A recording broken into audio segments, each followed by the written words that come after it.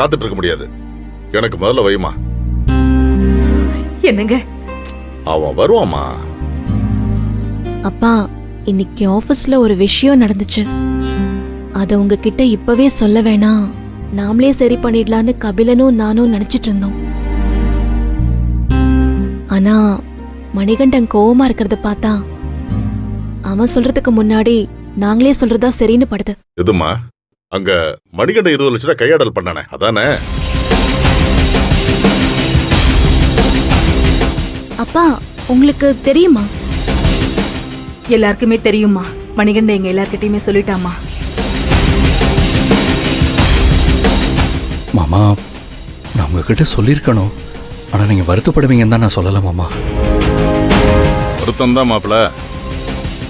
சரவணன் புனிதா மாதிரி மணிகண்டன் இல்லையங்கிற வருத்தம் எனக்கு எப்பவுமே இருக்கு. எனக்கு வருத்தம் எல்லாம் மணிகண்டன் மேலதான், உங்க மேலலாம் இல்ல. நீங்க சரியா தான் நடந்துகிட்டீங்க மாப்பிள.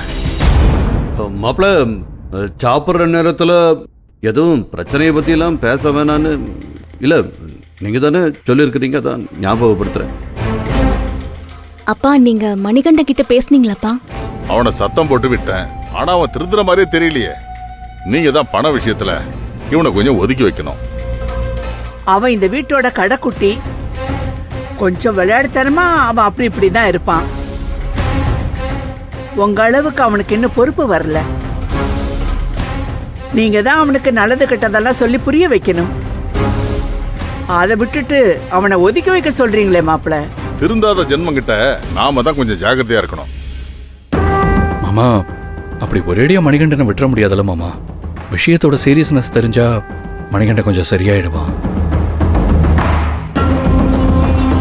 ஏன் அப்படி நினைக்கணும்?